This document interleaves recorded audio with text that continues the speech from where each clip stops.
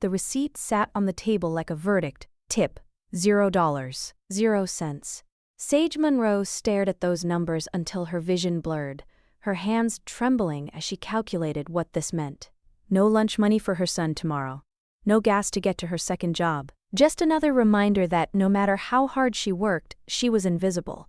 But what Sage didn't know as she stood there fighting back tears in that worn-down diner was that beneath that plate, hidden from view, was something that would change everything. This is a story of a single mother who was one bad day away from losing it all, and something unexpected that revealed she'd been worthy of so much more all along. Before we continue, please leave a like and tell us where you're watching from and what time it is. And if you're new here, hit the subscribe button so you don't miss any of our stories. Sage Monroe's alarm went off at 4:47 every morning. She was 29 years old, but her body felt twice that age. Her knees ached when she stood. Her lower back sent shooting pains up her spine after every double shift. This particular Tuesday morning in October, Sage moved through her tiny apartment in Pinewood like a ghost. The walls were thin enough that she could hear her neighbor's television, some morning news program talking about economic growth. She almost laughed. Her economy was 3 weeks behind on rent, with a bright orange eviction notice taped to her door, a check engine light she couldn't afford to diagnose, and exactly $47 in her checking account until Friday. Her 5-year-old son Jalen was still asleep in the bedroom they shared, his small body curled around a stuffed dinosaur her grandmother had given him before she passed 2 years ago. Sage stood in the doorway watching him breathe, feeling the familiar weight of love mixed with terror.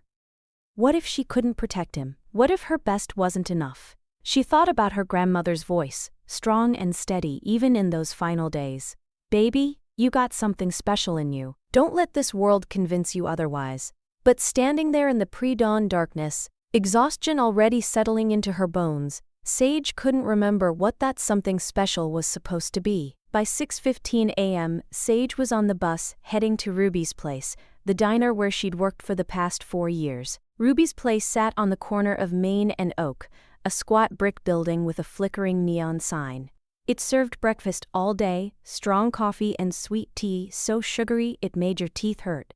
The vinyl booths were patched with duct tape and the floor tiles were cracked, but it was home to people who couldn't afford anywhere fancier. Sage tied her apron on in the back room, catching her reflection in the small mirror by the time clock. When had she started looking so tired? She looked at the photo in her locker, her grandmother smiling at the camera, strong and proud. "I'm trying, Grandma," Sage whispered. "I'm trying so hard." Then she took a deep breath, painted on her customer service smile, and pushed through the door into the dining room. The lunch shift was brutal, every table full, every customer needing something. Sage moved through it like a dance she'd performed 1,000 times, balancing plates, remembering orders without writing them down. Mrs. Patterson in booth 3 needed her coffee lukewarm because of sensitive teeth. The teenager in the corner booth was having a bad day, so Sage brought him extra fries without being asked. By 2:30, the rush had finally broken. Sage was refilling salt shakers when the bell above the door chimed. She looked up and felt the air shift. The man who walked in didn't belong in Ruby's Place. He wore a charcoal gray suit that probably cost more than Sage made in 3 months. His shoes were polished leather. He carried a briefcase and moved with quiet confidence. He was black, maybe mid-40s, with close-cropped hair showing gray at the temples, and eyes that seemed to take in everything at once. Sage watched him scan the dining room methodically, then walked directly to booth 7. She grabbed a menu and water. "Good afternoon," she said. "Welcome to Ruby's Place. Can I start you off with some coffee?" The man looked up at her, and for a moment, Sage felt genuinely seen. "Coffee would be excellent, thank you," he said. "And I've been watching you work since I came in. You're very good at this." Sage blinked, caught off guard. "Thank you. That's kind of you to say." He smiled slightly. "It's not kind, it's accurate. I'll have the meatloaf special with green beans and mashed potatoes." And Sage, he glanced at her name tag. "I take my coffee black, but if you could bring it at room temperature rather than piping hot, I'd appreciate it." She nodded, making a mental note, wondering who this man was and why his attention made her feel both visible and vulnerable. Before we dive deeper, let us know in the comments where you're watching from. We'd love to hear from you, and if you're new here, Click on the subscribe button so you never miss any of our upcoming videos. For the next 40 minutes, Sage served the stranger with care. He ate slowly, occasionally making notes in a leather journal. He never looked at his phone. Every time Sage checked on him, he thanked her with genuine warmth. When she refilled his coffee without him asking, he nodded appreciatively. "You're very attentive. That's a rare quality." At 3:34, the stranger placed his napkin on the table with careful precision. Sage felt a small flutter of anticipation as she approached. A man like this, someone who'd been so complimentary, surely he'd leave a decent tip. Maybe enough to cover Jalen's lunch money for the week. "Was everything to your satisfaction?" she asked. "It was excellent," he replied, standing and extending his hand. "And Sage, you're excellent at this. Truly." He shook her hand, his grip firm and warm, then walked to the counter to pay, leaving cash in a leather check holder on the table. Sage watched him leave, that small flutter of hope still alive in her chest. She picked up the leather holder, opened it, and felt the world tilt. The receipt was printed in harsh black ink. The meal total, $32.50. Below that, a line for gratuity. And written in careful digital print, tip, $0.00. Sage stared at the numbers, reading them again and again as if they might change. But there was no mistake, just zero, stark and unforgiving. The shame hit first, hot and prickling across her skin. Then came the calculations. Zero tip meant no lunch money for Jalen. Meant she'd have to choose between gas and groceries. And underneath all of that was the crushing weight of invisibility. He'd seen her, he'd complimented her, and then he'd left nothing. As if her effort meant exactly what the world had always told her. Zero. Sage stood at the table fighting the urge to cry. She couldn't afford to break down.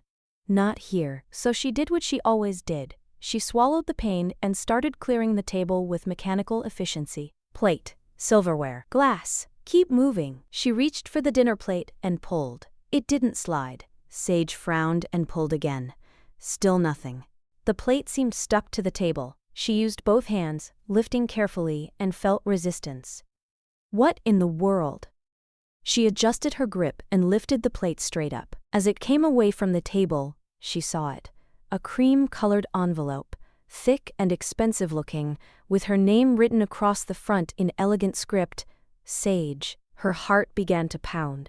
She set the plate down and picked up the envelope with trembling fingers, glancing around to see if anyone was watching. She opened it carefully and found two things inside: a letter written on heavy cardstock with embossed letterhead and a folded check. The letter read, "Sage, I didn't leave you a tip on the receipt because I needed to know if you'd look beneath the surface. Most people see what they expect and stop there. But I watched you today. I saw you remember that Mrs. Patterson takes her coffee lukewarm. I noticed you'd give extra fries to the young man who was clearly having a difficult day. I observed the way you anticipated needs before they were spoken, the kindness you extended even when exhausted. That's not just service, Sage. That's leadership. That's strategic thinking. That's emotional intelligence. The missing tip wasn't cruelty. It was a question. Would you look beneath the surface? The check beneath this letter is seed money, $15,000 to help stabilize your immediate situation. But that's not the real opportunity. My name is Trent Caldwell. 25 years ago, I was washing dishes in a kitchen not unlike this one. Today, I own a commercial real estate firm with properties in 6 states. I'm offering you mentorship, Sage, business training, access to networks and resources, a pathway to ownership, not just employment. Call the number on the card within 48 hours. Let's talk about what you could build if someone invested in you the way you invest in strangers every day. The question is, are you ready to invest in yourself? Trent Caldwell. Sage's vision blurred as tears spilled down her cheeks. She had to read the letter 3 times before she could believe this was real. Then she unfolded the check. $15,000. Made out to Sage Monroe. She sat down in booth 7 and let herself cry. Not tears of despair this time, but tears of something she'd almost forgotten. Hope. That night, after her shift ended, after she'd picked up Jalen and read him stories about dinosaurs, Sage sat at her kitchen table with the letter spread out in front of her. The business card was simple: Trent Caldwell, Caldwell Properties Group, and a phone number. She picked it up and set it down 20 times, feeling the weight of possibility mixed with terror. What if this was too good to be true? What if she wasn't smart enough? The $15,000 was real, deposited that afternoon. But money could run out. The mentorship was different. That was someone saying you're worth the investment. And that terrified her because if she tried and failed, what would she have left? She looked at her grandmother's photo on the refrigerator. I'm scared, Grandma. What if I fail? And in the silence, she could almost hear her grandmother's response. Baby, being scared just means it matters. Now do the thing. The next morning, Sage sat in her car outside Ruby's place, 30 minutes before her shift. Her phone was in her hand, thumb hovering over the call button. She'd been sitting there for 20 minutes, frozen between wanting to move forward and being terrified of what it might mean. But underneath the fears was something stronger. The memory of Jalen's face when she told him they could buy new shoes. The exhaustion in her own bones. The knowledge that she couldn't keep living like this. She thought about what Trent's letter said. He'd been watching to see if she'd look beneath the surface, and she had. Maybe that meant she was already more capable than she'd given herself credit for. Sage took a deep breath and pressed the call button. The phone rang 3 times. This is Trent Caldwell. Her mouth went dry. Mr. Caldwell, this is Sage Monroe from Ruby's place. I got your letter. There was a pause, then she heard the smile in his voice. Sage, I was hoping you'd call. Tell me, when you found that plate wouldn't slide, what went through your mind? She chose her words carefully. At first, confusion, then curiosity. I needed to understand why it was stuck. I guess I needed to look beneath the surface. Trent laughed. Exactly, that's what I was testing for. Now, let me ask you something more important. What do you want, Sage? Not what you think I want to hear. What do you actually want for your life? The question caught her off guard. Want felt like a luxury. But Sage let herself be honest. I want to build something that lasts, something my son can be proud of. I want to stop just surviving and start living. I want to prove I'm more than circumstances. The silence stretched.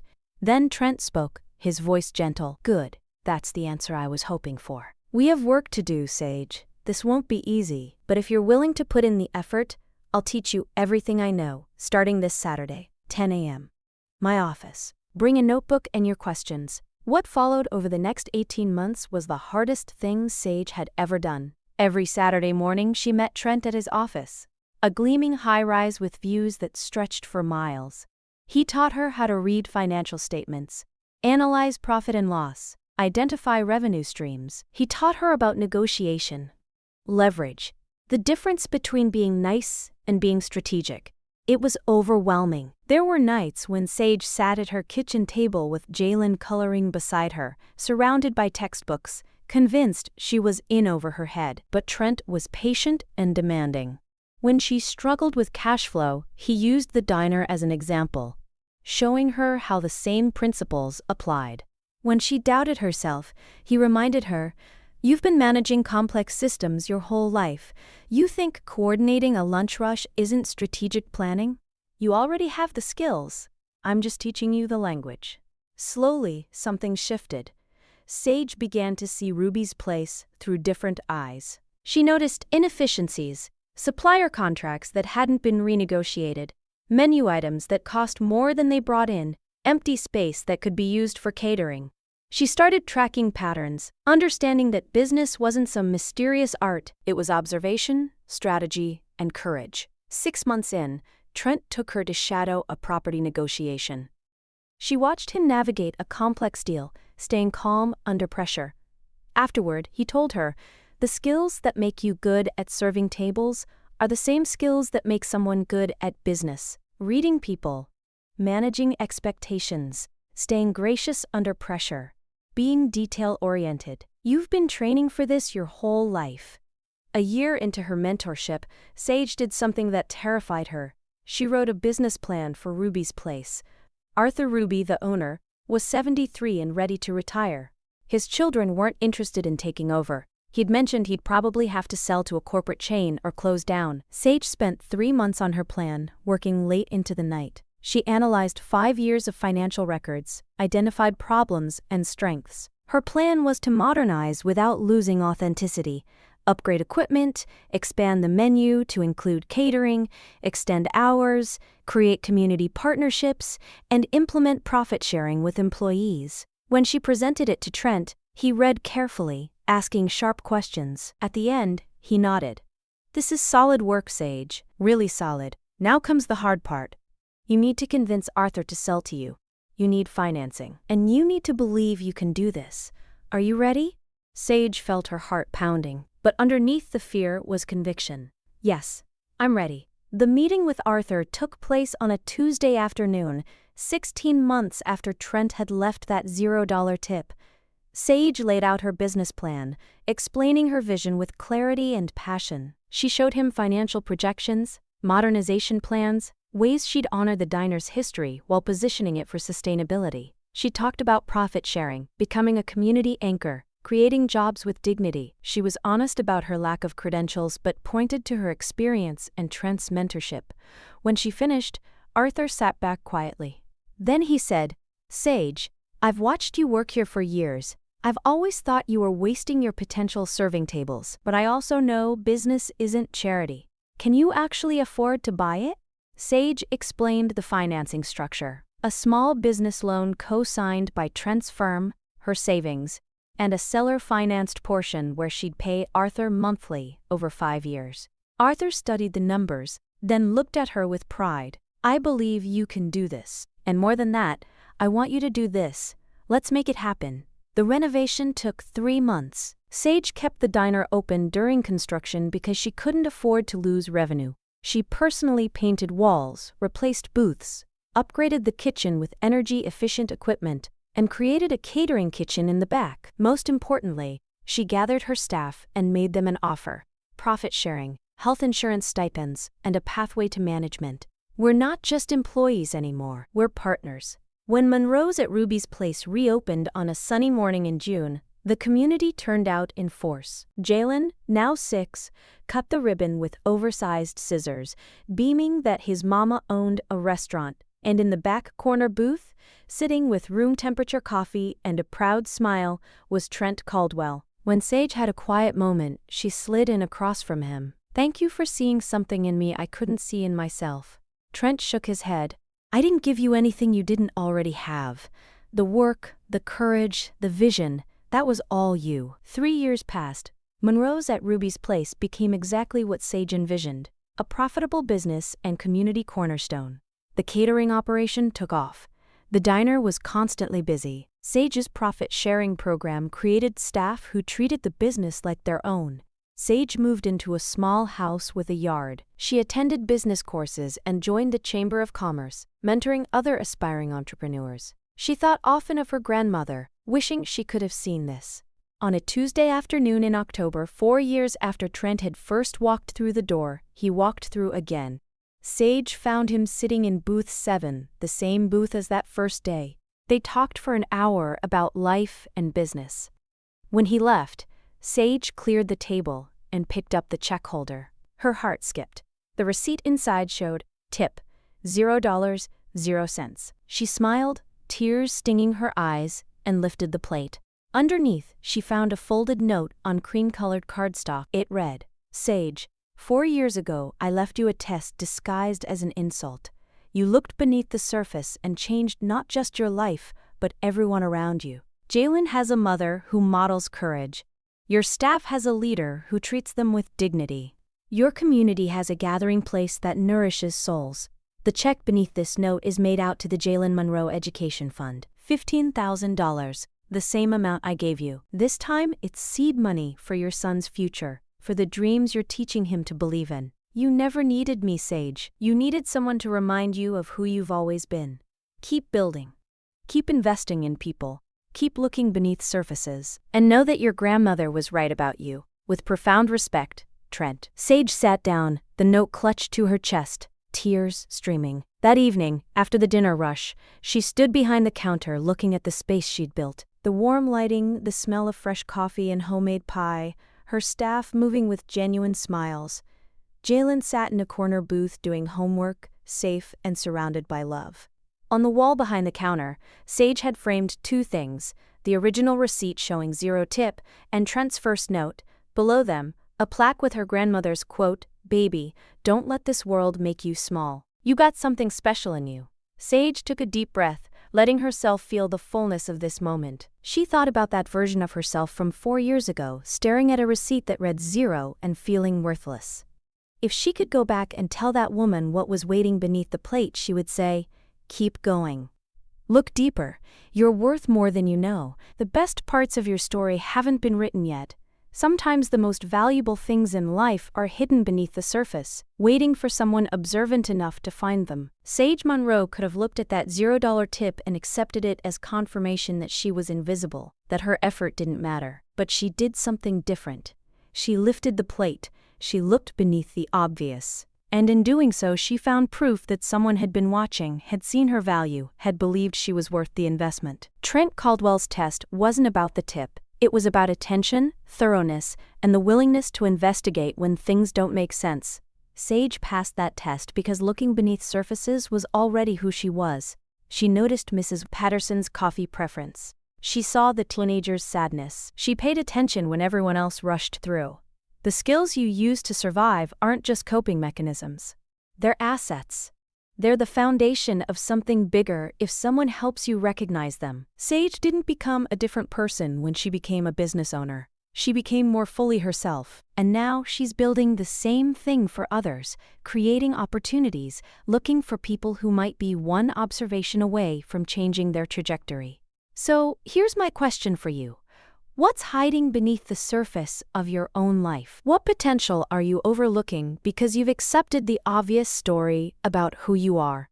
And if someone offered you a door to something bigger, would you be brave enough to walk through it? Think about Sage, standing in that diner at 29, exhausted and overlooked, convinced she was just surviving. She had no idea that within her was a business owner, a community leader, a woman who'd build something lasting. Maybe you're in your own version of Ruby's place right now, working hard, feeling invisible. I'm here to tell you, lift the plate. Look beneath the surface.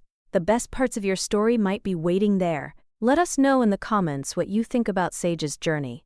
Have you ever had someone see potential in you that you couldn't see in yourself? What would you do if you found that note beneath the plate? We'd love to hear your thoughts. And if this story touched your heart, if it made you think differently about your own potential, subscribe for more timeless stories that will touch your heart and hit that notification bell so you never miss a story. Thank you for watching.